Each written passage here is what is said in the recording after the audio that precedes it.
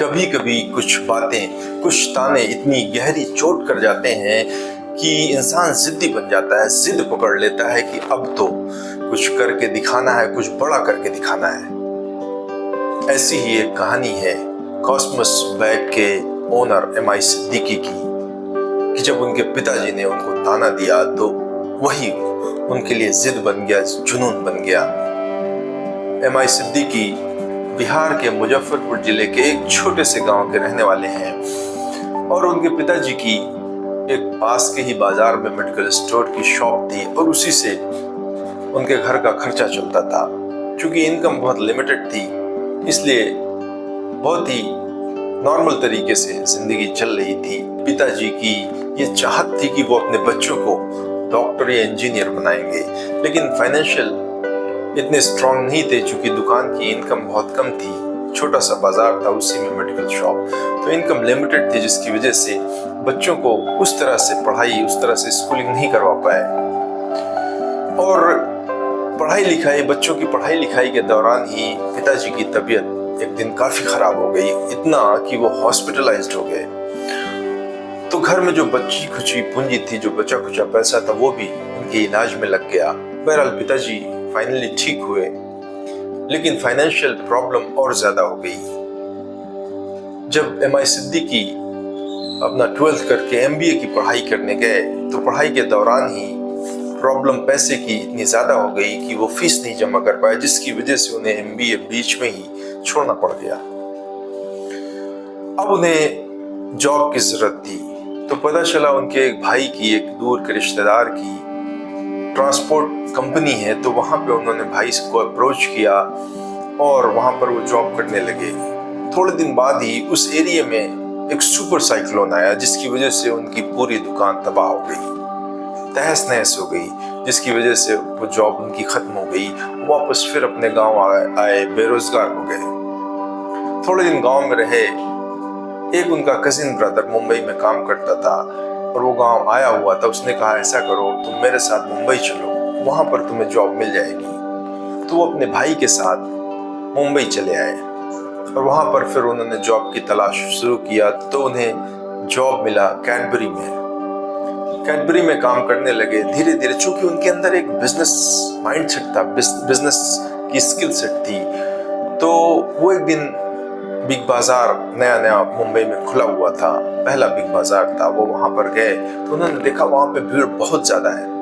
तो उनके दिमाग में एक आइडिया है कि अगर यहाँ पे कैडबरी का एक काउंटर खोला जाए तो प्रचार भी होगा और सेल भी बढ़ेगी। ये प्रपोजल लेके वो अपने हेड के पास गए। तो हेड को उन्होंने जब प्रपोजल दिया तो शुरू में उसने इनकार कर दिया, लेकिन वो इंसिस्ट करते रहे। तो 1.5-2 महीने बाद हेड को ये समझ में आया कि बात ठीक है। उन्होंने ओके किया। सिद्दीकी ने वहां एक छोटा सा काउंटर डाला, जिसकी वजह से कैडबरी की सेल बढ़ने लगी।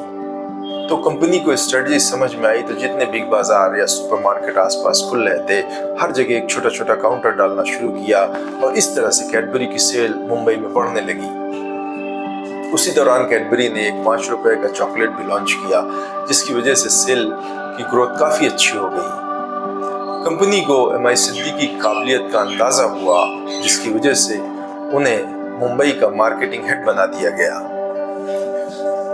और उनको काफी फैसिलिटीज भी दी गई। कुछ दिन वो कैडबरी के मुंबई मार्केटिंग हेड बन के काम करते रहे, लेकिन अंदर एक चाहत थी कि खुद से कुछ बड़ा करना है और बड़ा करके उसमें लोगों को भी जोड़ना है, उनका भी भला करना है। तो कुछ और दिन बाद उन्हें वो जॉब बोरिंग लगने लगी और फिर कुछ कारण ऐसे बने जिसकी वजह से उनकी वो जॉब चली गई, नौकरी छूट गई।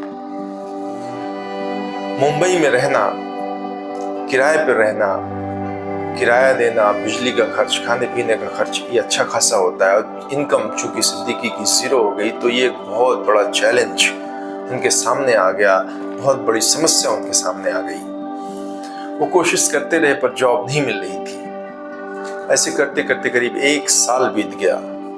1 साल के बाद उन्होंने बड़ी हिम्मत करके अपने पिताजी को फोन किया कि पिताजी, मुझे कुछ पैसे दे दीजिए, मैं यहाँ बिजनेस करना चाहता हूँ।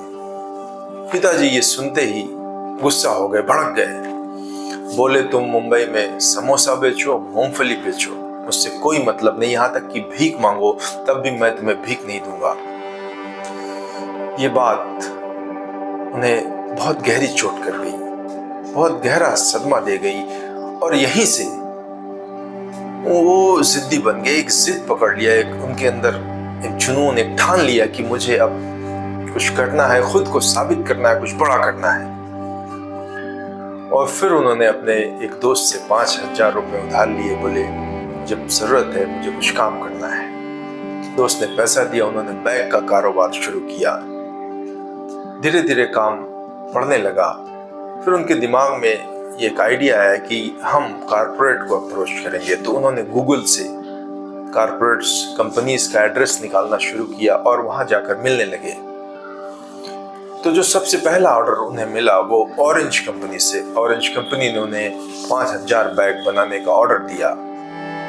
तो यहाँ से उनकी गाड़ी पटरी पर आने लगी, यहाँ से उनका बिजनेस और कारोबार बढ़ने लगा। उन्होंने अपने कारखाने में मशीन बढ़ाना शुरू किया, वर्कर्स बढ़ाना शुरू किया।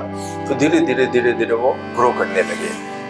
फिर जब एक लेवल पर आ गए, करीब बताते हैं कि करीब 3.25 साल हो गया, ना उन्होंने घर वालों से बात किया ना घर गए। जब एक लेवल पर आ गए तो उन्होंने सोचा कि अब घर चलते हैं। तो वहां से एरोप्लेन से बिहार आए। बिहार से उन्होंने अपने पिताजी के लिए एक कार बुक किया और फिर उस कार के साथ वो अपने गांव पहुंचे। पिताजी को वो कार भेंट किया। पिताजी लिपट कर रोने लगे कि तुमने फोन क्यों नहीं किया, तुम मिलने क्यों नहीं आए। तो उन्होंने कहा मैंने ठाना था कि जब तक कुछ करूंगा नहीं, कुछ बनूंगा नहीं, तब तक गांव वापस नहीं जाऊंगा। बहरहाल उन्होंने साबित कर दिया कि उनमें बड़ा करने का दम है। वापस आए, कंपनी को और आगे बढ़ाया।